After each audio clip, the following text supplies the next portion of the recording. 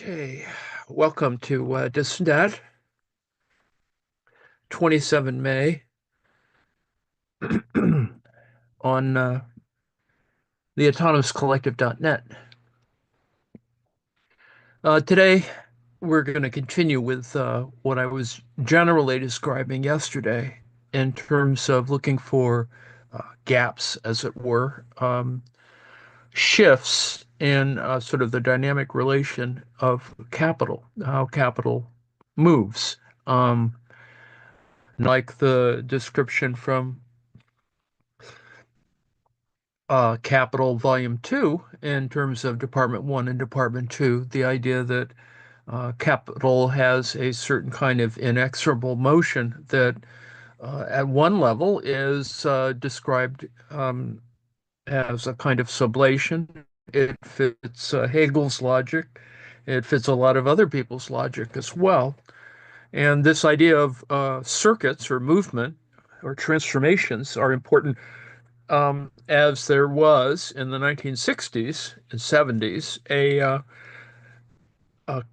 capital controversy, a Cambridge capital debate that discussed what essentially is a basic technology problem. That is, what happens when capital moves around, it decides to um, change methods, either by necessity, by circumstance, by chaos, and often that's the nature of capitalism too, because of the instabilities and uncertainties designed into capitalism, that this kind of activity occurs. That is, contradictions, complications. We saw those at work. We have seen that at work in the history of capitalism, right? In terms of depressions, recessions, panics, etc. These things happen, and they happen regularly. Well, not regularly so much as often enough, let's put it that way. So I'm looking at two articles here, or actually three. We're going to look at the abstract in the first section of one article on how re-switching, that is this idea that re-switching and reverse capital deepening are based more problematically at a kind of micro level or at a restricted, limited sectoral analysis, and um, mainly only occur because they're paid attention to with small numbers. The reality, of course, is that perhaps, and the reason why you don't see it at these large levels is because it gets absorbed into a much more complex system of processes, and it's just simply a large number problem or a large data problem. So, without trying to disprove or prove that, I'm just going to read through a couple of these articles to sort of give you a flavor for what I was talking about yesterday in terms of these shadows or gaps that are kind of necessary in order to assess what is going on in terms of the movements of capital. Now, at a macro level, a large scale level,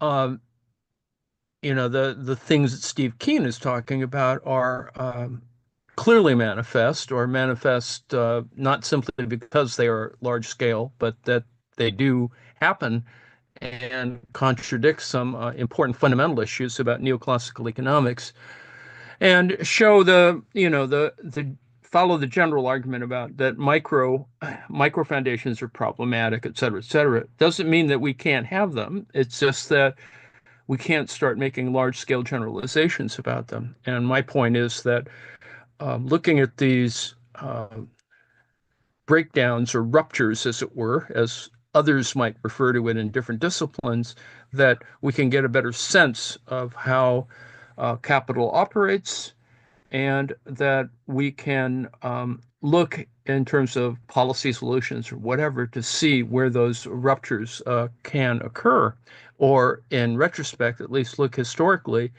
at how these uh, these things came about in terms of firm failure, um, sector failure. distribution failure, etc., all of which are issues of value. So, um, Bertram Sheffield, I'll start with from 2022. Abstract: most studies of the frequency of re-switching and reverse capital deepening were based on two or three sector models and came to the conclusion that these phenomena are rare. Here it is shown that the probability of isolated re-switching tends to zero in large scale, in large economic systems. The assumptions of the new mathematical theorems proposed in this particular article are supported by an empirical inquiry. Now, those a couple of inquiries I've included in this. So let me break for a moment and say, well, one is a Spanish example and the other is a British example. And the point is to show this kind of instability, as it were, or this movement of capital.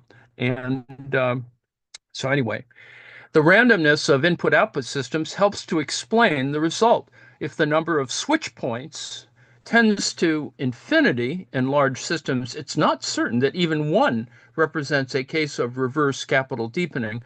The focus of the critique of capital will have to change.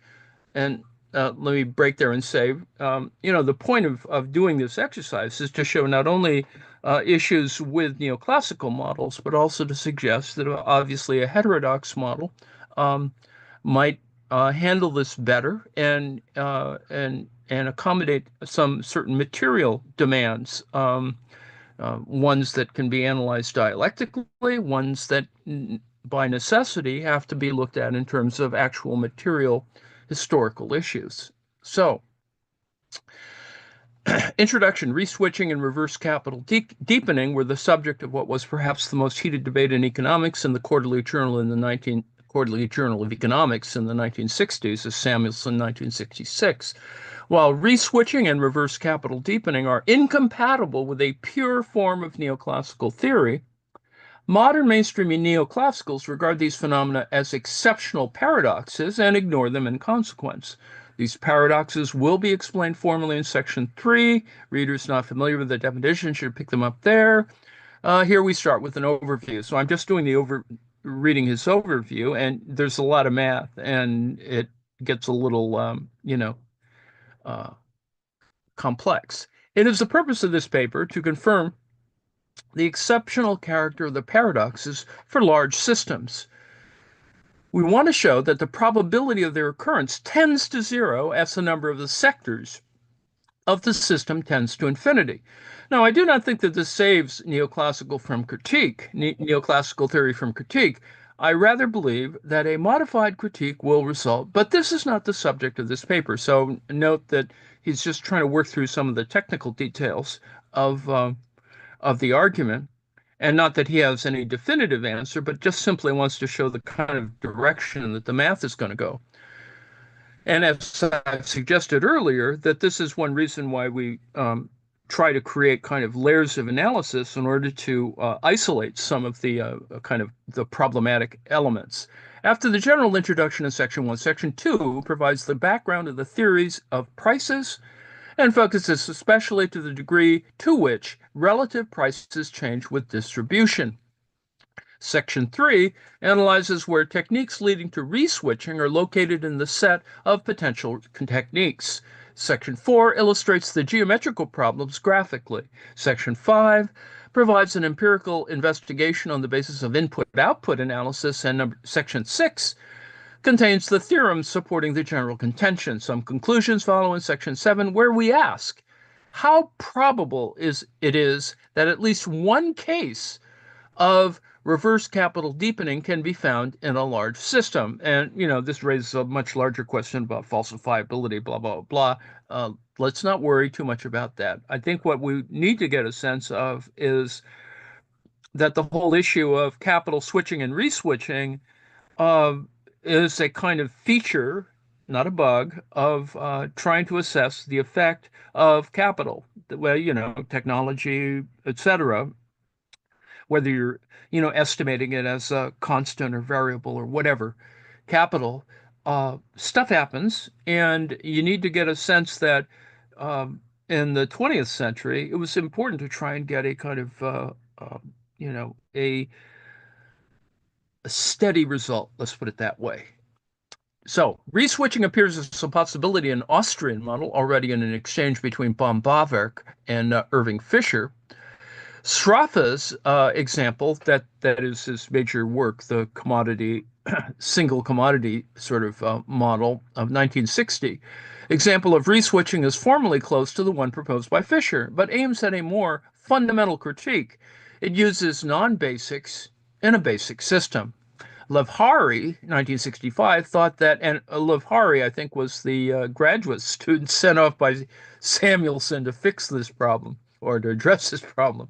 Anyway, as I recall, anyway, thought that reswitching could be excluded in basic systems, but he was mistaken, as several authors showed subsequently, by means of counterexamples. Samuelson, 1966, summarized the debate, adding an Austrian example that in turn reproduced the structure of the example proposed by Sraffa, Pierre of Sraffa of Cambridge. In consequence, a number of authors have since taken up the challenge to determine whether re-switching is exceptional or sufficiently frequent to question the realism and the applicability of neoclassical theory. Now, let me break there and note that it's not like this sort of pugilistic battle between theories. The point is that neoclassical theory has certain consistencies, has important things to argue at a certain level, at a different level, and a more, perhaps I would assert, more or less simplified level. Heterodox arguments can still obtain, or at least are being developed in interesting ways in a variety of fields.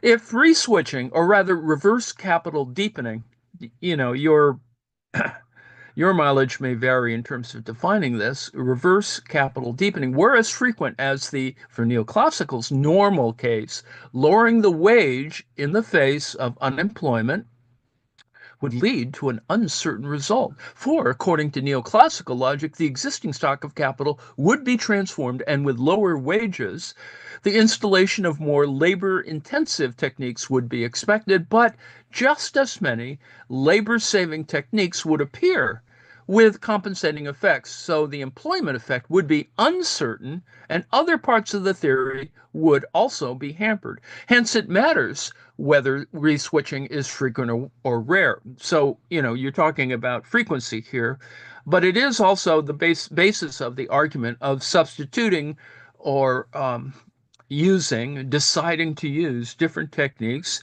different forms of capital, as in terms of labor intensive or non-labor intensive or anti-labor intensive, or in a much more radical version, seeking other kinds of less, or more mobile forms, more, as the economic geography suggests, more flexible forms.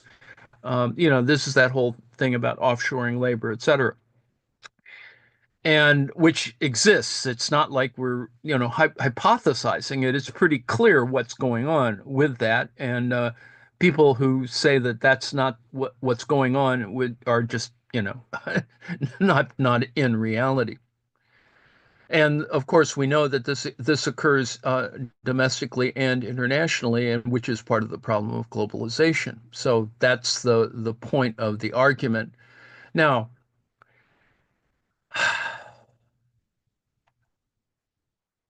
come on. Most authors have examined the question. Come on. Most authors have examined the question using two or three sector models. Uh, Austrian variants have been used by Samuelson, as stated by Hicks and Lang, and by the Austrian model that is also discussed in Manwaring and Steedman. Now,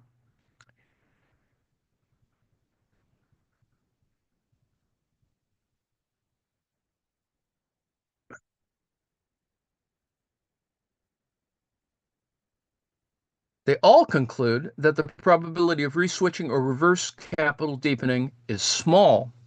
Now, a somewhat different picture is obtained with the Samuelson model of 1962, also called the corn tractor model.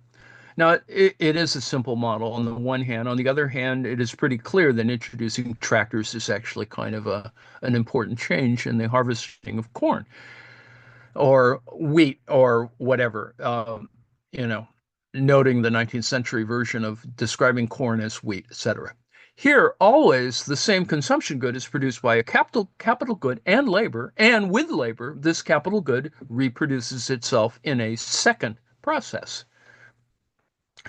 So this is the same moment of change that is described by Marx and certainly by other political economists. Technical change can then be illustrated by the familiar example. One replaces the spade by the horse-drawn plow, and then this again by the tractor-drawn plow. The transitions are not modeled. A man wearing a Steedman, DiPolito, and Eltis, with a somewhat different approach, estimate the probability for re-switching. This what he talked to here about the plow is a re-switching process to be low, while Petrie is alone in believing that it is much higher. Now, it's always a question of identifying a region in the space of the parameter values where re-switching occurs versus a region where at least one switch occurs. The probability then is given us the ratio between the corresponding areas. So I think you can see what's going on here is that, you're making a simple comparison that we might make in an experimental way at the micro level. Or similarly, it's asked whether a given switch occurs with parameters such that the intensity of capital increases with an increasing rate of profit at that switch. The in principle same approach is used when Stropha models are considered. Now, Woods analyzes a two-sector Stropha model, and then Manwaring and Steedman, still concluding that re-switching is not frequent. The restriction to small models in all the cases considered so far is problematic if one has an economic theory in view that should be capable of applications. See, this is the general problem of micro analysis, noting, of course, that micro factors are always still inherently built into the macro models. Reverse capital deepening occurs in a specific sector, but it has a macroeconomic implication. The phenomenon may disappear because of aggregation, what I described before about, big data and large numbers. Most obviously, if one aggregates to a one sector model, a sector model of one sector, let's put it that way, in which reverse capital deepening is not possible. It's not clear what reverse capital deepening means in a two-sector model, or more generally, one in which aggregation is so high that individual method changes cannot be identified. So note that, what was important to folks is to see whether you could actually get an effect. Noting, of course, that at a micro level, you might not have that, but at a macro level, once things started to build up, these things would change. And so it's sort of a self-contradictory sort of argument in that sense. The phenomena may disappear because of aggregation, most obviously if one aggregates to a one sector model in which reverse capital deepening is not possible. It's not clear what reverse capital deepening means in a two-sector model, or more generally, one in which aggregation is so high that individual method changes cannot be identified. Technical change would then result in a gradual, near continuous change of coefficients. The coefficients are important in terms of analyzing, sort of the implications of such changes. The logic of the argument seems to be to require a representation at an intermediate level of aggregation, such as is represented in input-output tables with significantly more than two sectors. So what we're doing here is saying, okay, well, you have these sets of equations and arguments, but what happens when you actually try to apply this in some sort of actual data application? One usually assumes homogeneous commodities in pure theory, right? Now, the assumption of a homogeneous commodity makes the math easier, but of course, once you start going to more broadly or more diverse things, it gets a little weirder, of course. And of course, we could imagine in our brains that it is much more variegated than we expect. Sraffa, in his 1960 text, speaks of wheat, iron, pigs, and gold. I think when he was talking about wheat here, that was actually the corn that we saw in the 19th century, and in the example above, in corn tractors. But none of these commodities is perfectly homogeneous. They aren't. Standards of fineness are needed even for gold. The price of electricity varies according to time and location, etc. Input-output tables have the advantage that they are the result of international cooperation in the definition of sectors. And this is, one of the original reasons from a planning point of view why input-output analysis was actually very important. They helped guide production, but they also helped foster cooperation. They are the best makeshift we have for analyzing inter-industry structures and input-output tables, a large data set construction, and help us do that. They're the best makeshift we have for analyzing inter-industry structures. So we must turn to large economic systems with many industries. Sheffield proved in 76 that the probability for re-switching is positive for basic, regular Sraffa-like systems. Sraffa systems are regular as defined in Sheffield 71 as, roughly speaking, systems where prices move in all directions. Now, if the rate of profit varies, a system is not regular. For instance, if the labor theory of value holds. Now, this is one of the issues underlying the labor theory of value that it is it creates greater problematic elements. Um, and he describes how some work with a PhD student of his using pairs of input-output tables led to the opposite result. Using a new algorithm, Zambelli has calculated the envelopes. Envelopes is important here, of the wage curves derived from the techniques of 30 countries with 31 sectors. And you can see that, work by people like Anwar Sheikh and a variety of others are, you begin to think, okay, now we can begin to look at, wage curves for different countries, multiple sectors, et cetera, and it kind of works a little better. His criteria for judging whether the envelopes, and this idea of an envelope is actually kind of important, as we'll see. This envelope concept as a metaphor is actually quite useful once we start looking further on for more, as it were, catastrophic results. Are compatible with neoclassical premises and are in part um, um, different from the ones used here, but Kalb of 2022 has shown that Zambelli's results show a frequency of reverse capital deepening that's quite similar to that observed by Hahn and Sheffield. Less than 2% of the switch points observed on the envelope exhibit reverse capital deepening. I was not aware until recently of Dipolito's attempt of 1989 to show that reverse capital deepening is rare. This will not be discussed in the present paper because only a short summary of his long unpublished paper with Mario Latorre has been published. According to this description, Dipolito and Latorre used a Monte Carlo method, therefore an approach which is quite different from the one pursued here. And these kinds of questions are actually important in terms of choosing a kind of technique that allows you to look at what are these kinds of differences, particularly with larger numbers. So I just include the illustration of what might that envelope look like, and this is a three-dimensional graph, which it's got lots of little lines and stuff going on in here. The point is this little green square, and it's described by the author as a convex hull. And without getting into, topological funniness, the idea is that there are these spaces. Some spaces, ultimately, when you configure it in a much greater way, when you're trying to estimate surplus value, you can see how that can be important.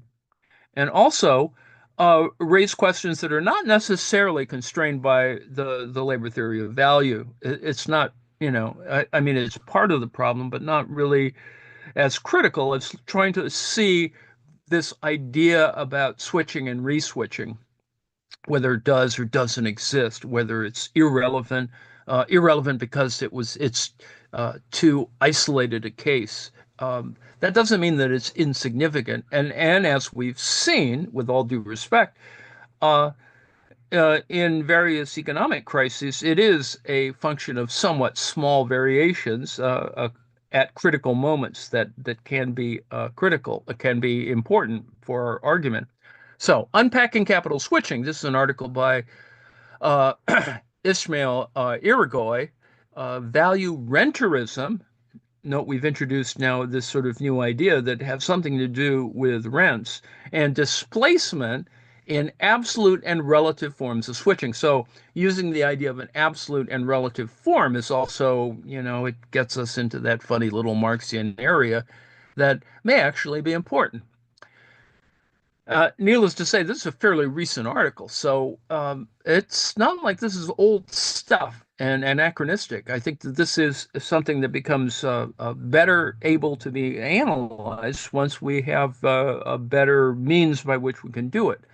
So, Harvey's 1978 switching theory has been widely used to theorize investments in the built environment. So now we're looking at something that is not simply about, commodities, but commodities within the context of a built environment. Now, this is not overdetermining the argument. It just simply shows that there is a certain concreteness or fixity in the world that creates some of these gaps and problems. And we've seen that before. The issue of housing. I mean, you know, if you have a limited space and you want to house more people, you're going to demolish something in order to build something with greater capacity.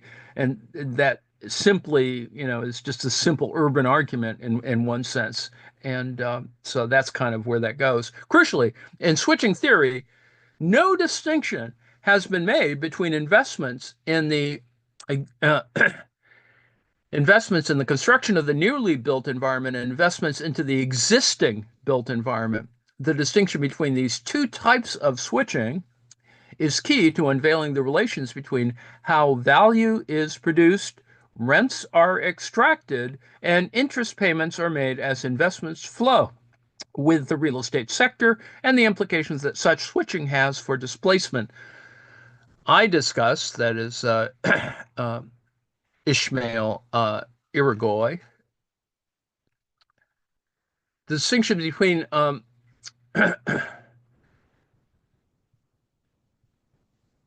I discuss the distinction between different types of switching and the implications thereof by analyzing the ebb and flow of investments in Spanish real estate from 2000 to 2007 and from 2014 to 2018.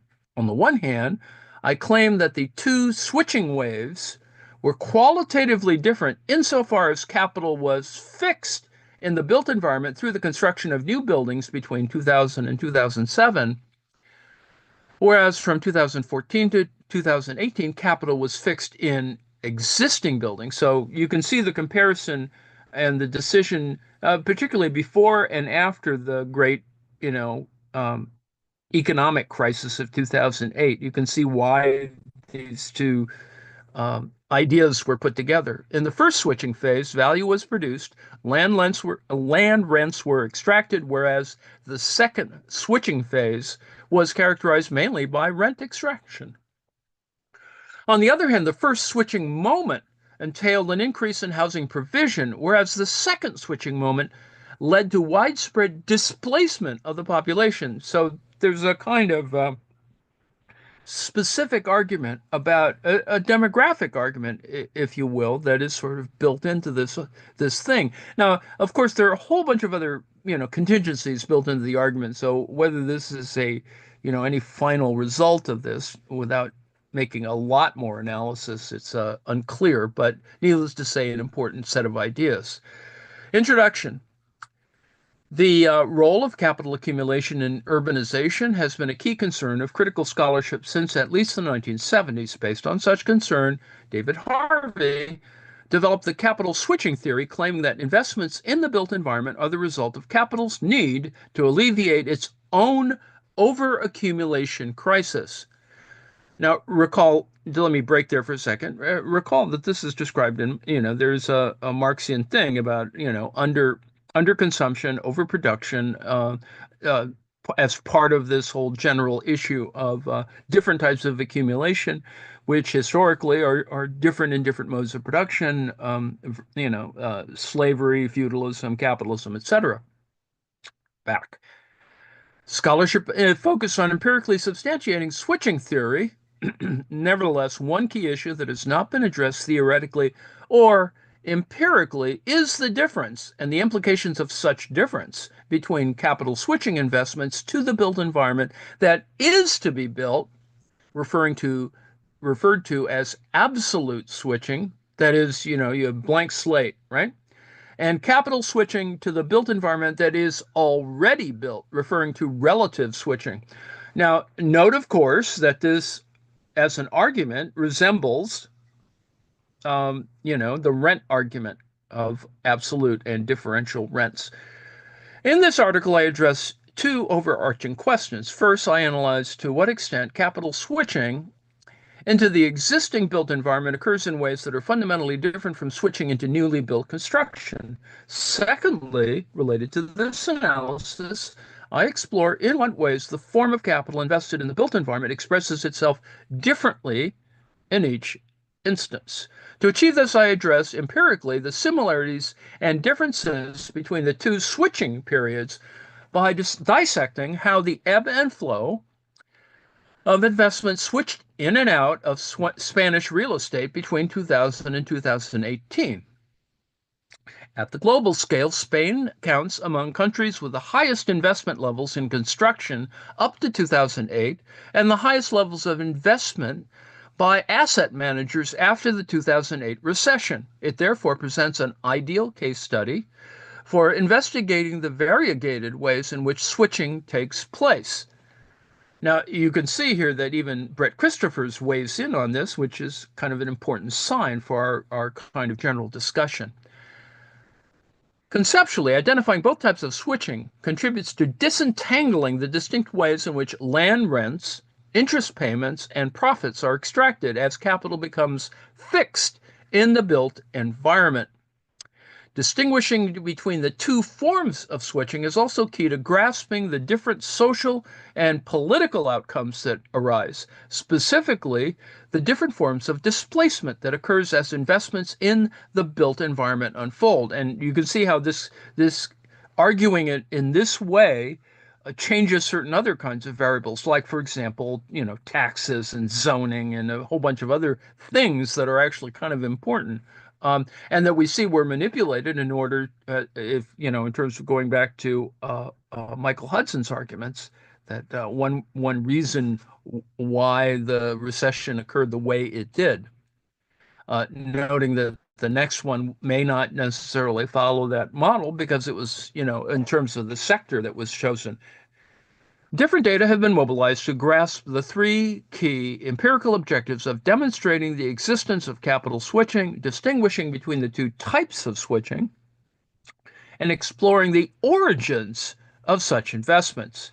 To corroborate the existence of switching, or not, statistics about investments in real estate purchase and construction have been compared to total spending on labor, wages, and machinery in Spain between 2000 and 2018, when investments in real estate increase at the same time as disinvestments in machinery and wages takes place.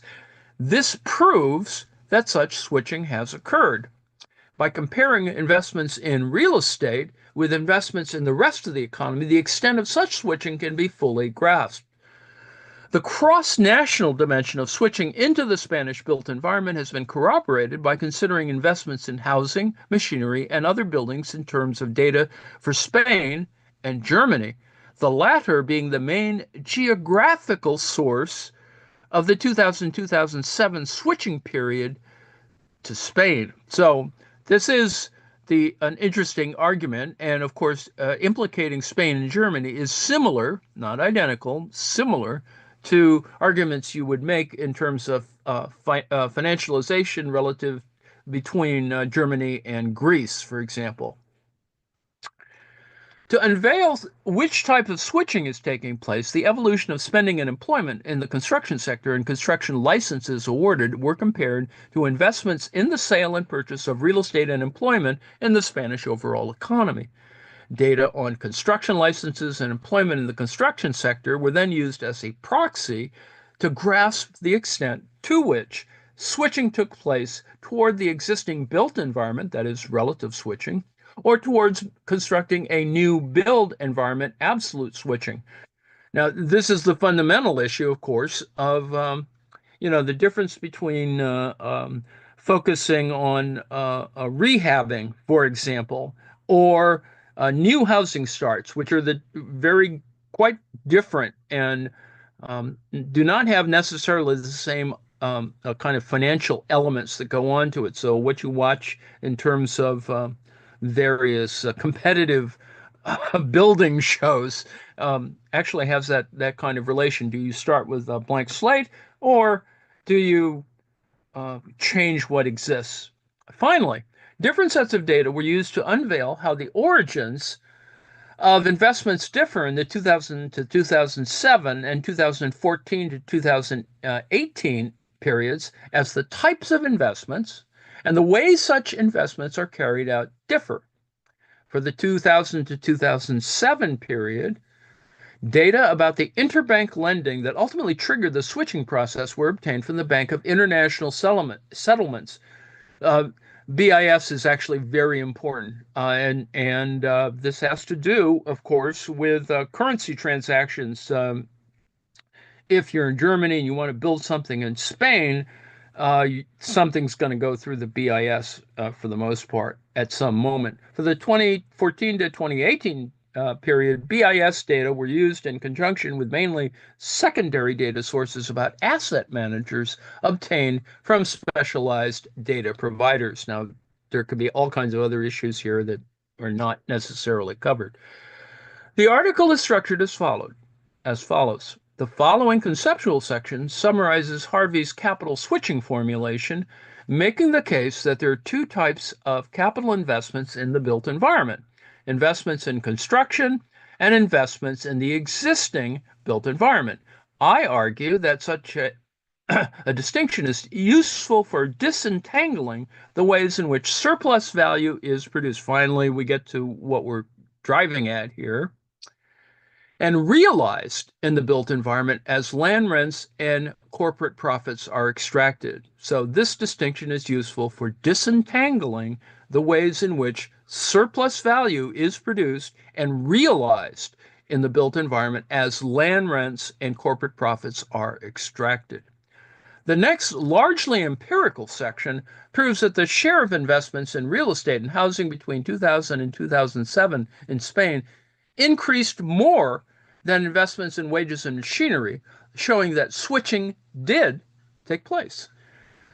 I also argue that such switching was value producing insofar as it boosted employment in construction.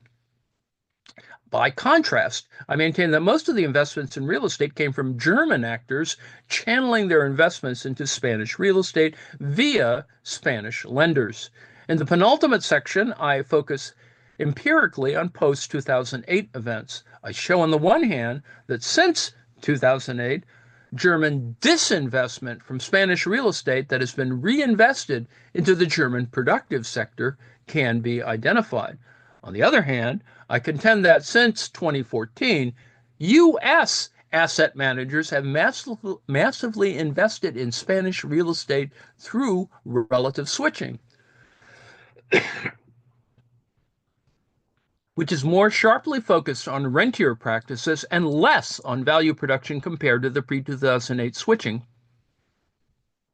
Significantly, such relative capital switching requires direct forms of displacement to enable investors to extract rents from housing and other forms of real estate. Now, in the final section of this article, I highlight the relevance of these two different switching moments to promote understanding of the relations between rent, profit, and interest in the built environment. Now, let me break here and remember this is using the built environment as an example, and capital moves in different ways in different sectors. So, you know, new forms of widget making and whatever do not necessarily follow the same kinds of model. So the advantage in following the path of David Harvey, et cetera, is that this argument has been there for decades and it has a certain coherence and is arguable up to a certain point, at which you have to begin to kind of refigure what you're going to do and ask whether it is a reasonable or not reasonable critique. Capital switching between rent extraction and value production. Following the radical turn in geography from the 1970s onward, Harvey turned to Marx's crisis theory to explain the role of investments in the built environment in alleviating capital crises. Therefore, the core idea of capital switching theory is that capitalist agents tend to shift their investments from commodity production to the built environment. By fixing investments in the built environment, Harvey argues economic crises are alleviated and accumulation is smooth. Now, that is an interesting argument and applicable in a variety of cases, but is it applicable more generally? That's the kind of underlying question on the limits of capital. Theoretical and empirical approaches to capital switching. Harvey based his switching theory on Marx's idea of overaccumulation and the existence of capital circuits. On the one hand, Harvey justified the capitalist need for investment in the built environment due to the existence of overaccumulation-rooted crises, that is, lack of opportunities to invest previously created corporate profits. One feasible, if temporary, solution to this overaccumulation problem would therefore be to switch capital flows to the secondary circuit. That's the point I was making before, is that it's not, capital moves around and it has certain contingencies built into it. On the other hand, Harvey was inspired by Marx's theorization of capital circuits, that is, commodity capital and money, volumes 1 and 2, to develop his own circuit theory. He claimed that what is known as the primary circuit of capital, the productive sectors of the economy, excluding the built environment, would face disinvestments in overaccumulation moments. The flow of money disinvested from the productive sector would then be directed to the built environment, into what Harvey defined as the secondary circuit of capital. Now, I didn't include Harvey's diagram, but I'll probably put that back in there, and you can see a primary, secondary, and tertiary circuits of capital in David Harvey's work. Furthermore, Harvey made the key point that switching is not only directed towards the built environment used in production, for example, machinery, warehouses, industrial plants, but also towards the built environment meant for consumption. That is, housing is more of a consumed result of all of these things that you brought together. You need warehouses to store the lumber, machinery to cut and process stuff. Nails, etc. You need to have a plant that builds, electrical drills for screwing stuff in, and etc. Beyond Harvey, scholarship on switching in the 1980s focused on empirically nuancing switching theory and discussing to what extent such switching to the built environment implied a disinvestment from the productive sector, as Harvey had originally stated. You see, this is where it gets, more complicated. Fagan argued that investments in land may have different dynamics to what is known as the productive sector. As in the case of Harvey's initial empirical inquiries into switching theory, Fagan and Beauregard focused mainly on construction data to substantiate their arguments regarding switching. Yet the empirical approach to switching centered on construction became blurred in King's 1989 analysis when he did not distinguish between investments in the existing built environment and the environment to be built. Moreover, King criticized Harvey's crisis-rooted explanation of switching, turning instead to ground rent and cultural explanations as main drivers of switching. Now, you can see, just let me break here for a second and say, this is why it's much more variegated. And of course, there are all, as I've mentioned timeless times before, there are constant lags in all of this sort of stuff and sort of the organization of capital, financing, permitting, regulation, zoning, lots of stuff. And, and the state gets involved, well, we don't want to have, the environmental impact statement says you can't build that over there. You shouldn't build that over there because of whatever. Okay, back. After nearly 2 decades of lack of studies on switching theory, there are these big gaps in this kind of theory. The 2010s witnessed a revival in interest in the topic. Brett Christophers, and Kutz, David, they aim to empirically demonstrate how investment in the built environment occurs at the same time as disinvestment in the rest of the economy. Now, that's an interesting argument, whether that, you know, this line of inquiry confirmed Harvey's conceptualization of switching and contradicted Fagan's approach to switching. So you can see this is contentious.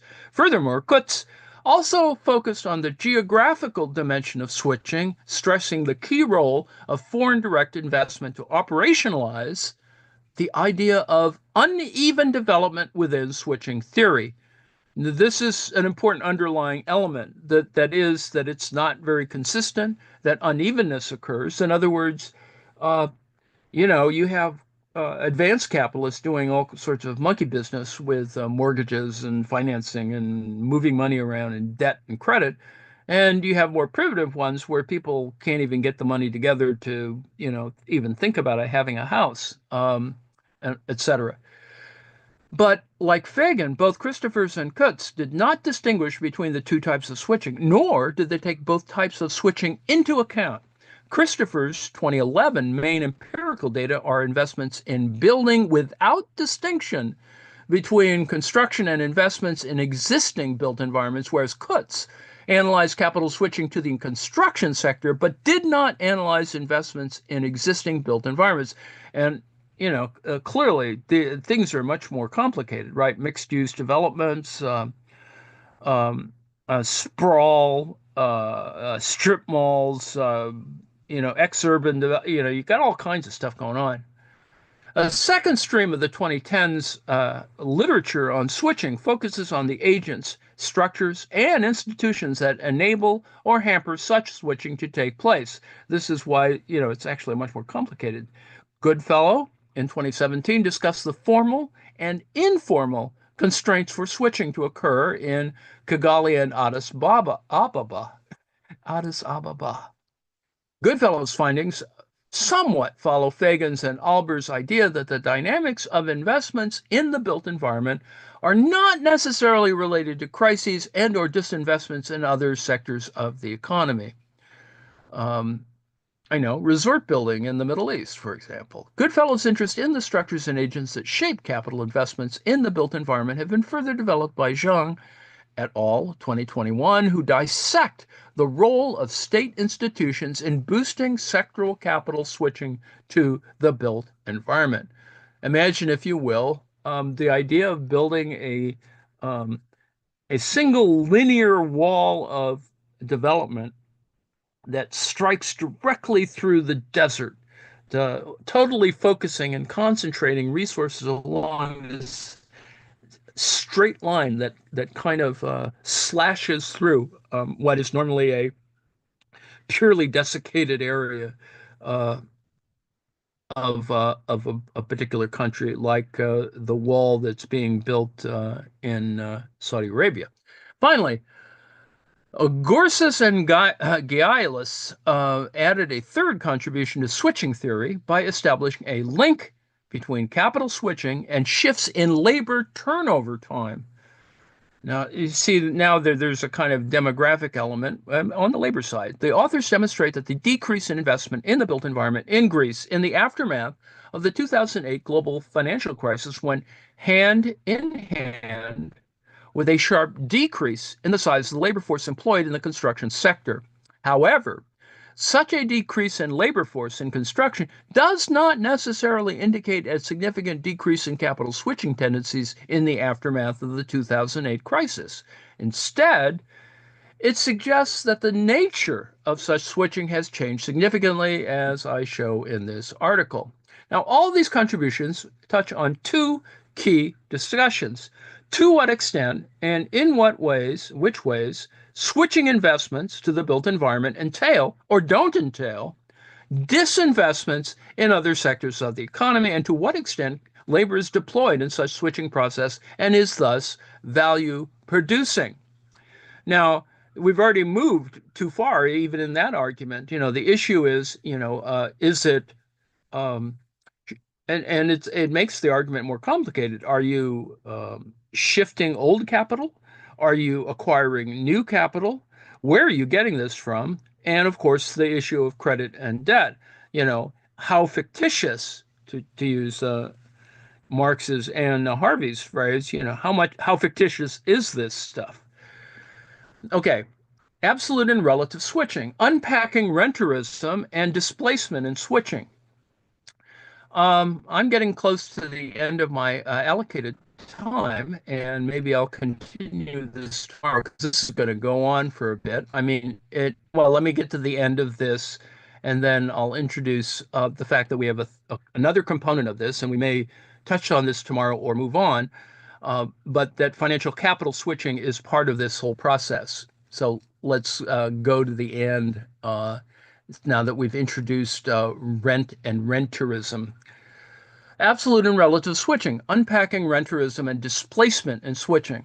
Harvey acknowledged that within the built environment used for consumption, two kinds of exchange value exist side by side. The value embedded in the construction of new buildings and the land rents capitalized on buildings already built. Noting, of course, let me break here and say, there's a difference, right? You have to wait till the damn things are constructed, which takes time. Based on Harvey, value is understood to be the socially necessary labor time required to produce a commodity, while rent encompasses the payments that are made to be able to use land and the built environment that is situated on it. If, following Moreno, agents investing in the built environment can lean more towards value production or rent extraction, the same argument applies to capital switching to real estate. That is, some forms of switching imply that the physical creation and transformation of the built environment and are thus more value producing than other investments which do not imply any major transformation of the built environment. You can see the argument is still constrained, as I just suggested, with time lags and the physicality of it. On the other hand, this doesn't address a much larger and more complicated thing that is, people are going to move. Why are people moving? What is that whole business that happens in that particular context? And that is equally as difficult and problematic, but of course makes the argument uglier. On the one hand, absolute switching refers to investments that target the physical creation and transformation of residential and commercial real estate stock, that is, new built stuff, construction. When capital switches to either construction or large-scale refurbishments, such investments imply the intense use of construction labor. A built environmental form is produced by the labor-intensive transformation of raw materials, that of brick and mortar into a commodity that, you're making a house, that is then sold in a market. Housing value is therefore given by the amount of socially necessary labor power to build such a house. As these built environment commodities are sold for an amount higher than the initial amount invested in producing such a commodity, a surplus value is created. In other words, capital switching is absolute in two senses, in the sense that it relies on the working time of labor in carrying out a physical construction or refurbishment of a building, and in the sense that it entails a large-scale and significant alteration of the physical landscape, that is, from the undeveloped land to a built form. Nonetheless, renterism is closely interrelated with the production of value in absolute switching. As the Spanish case illustrates, before building a real estate asset, developers acquire plots of land from landowners on which they are to build. Developers' payments of land rents to landowners, sometimes not the same thing, although it's pretty clear there's some connection, obviously, were before 2008 largely made possible by mortgage loans issued to banks to developers. Mortgage loans issued by banks to developers. Mortgage loans were then paid back from the developers to the banks once the real estate commodity had been physically built by labor and sold to dwellers. On the other hand, there's another type of capital switching to the built environment that does not imply major physical alterations of the existing built environment. Such investments are defined here as relative switching and consist of capital investments through, for instance, sale transactions or changes in credit and leasing conditions in existing built environment forms that do not entail significant refurbishment efforts. Relative switching is relative insofar as it refers to forms of investment in the built environment that do not entail a deployment of workforce and thus do not produce any new value nor create or change the physical appearance of the building. Distinguishing between the two forms of switching is relevant because such different forms of switching may entail different mechanisms of displacement.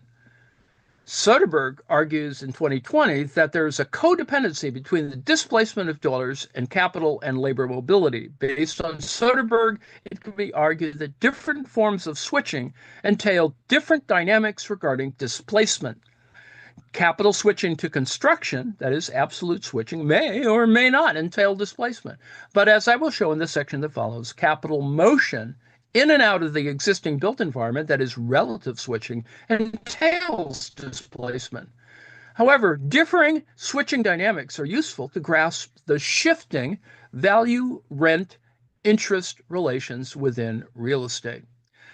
Exploring switching helps us unpack to what extent rentier practices in real estate are a barrier to accumulation, or if such practices help to boost accumulation, as Harvey argues. Moreover, dissecting switching is key to unveiling the different ways in which interest payments are carried out through the process of investments in real estate.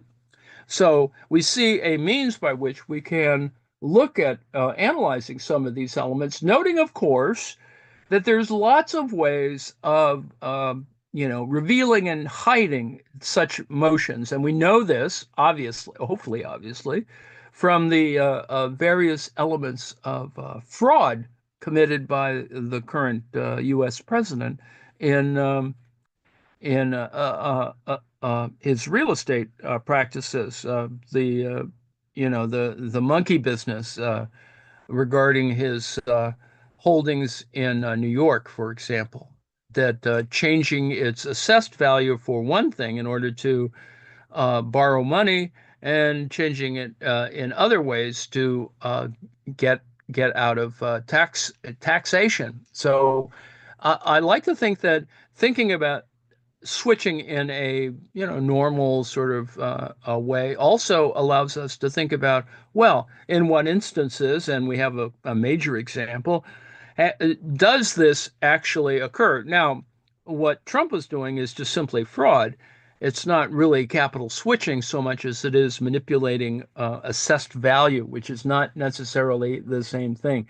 No actual capital got moved. Although, from a fictitious point of view, obviously it was used in the underassessing case or the overassessing case to borrow more money and to increase debt on the one hand. On the other hand, inflating the value also does certain other status-like things.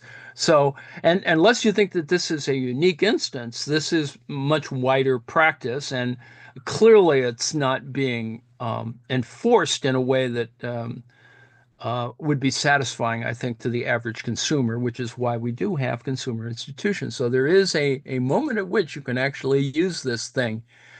Um, and let's see, there is a comment of, yes, Germans moving to Spain, et cetera, et cetera. Yes, there's examples of that. Um, Let me thank people for their attention.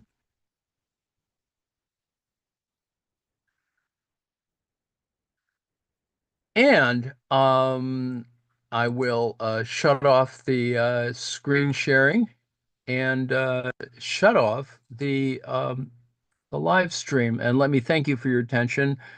I hope this was useful.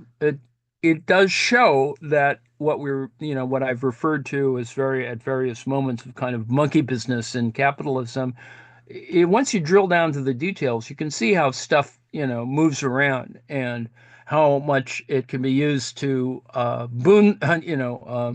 is it boonswoggle folks. Anyway, I'm going to stop.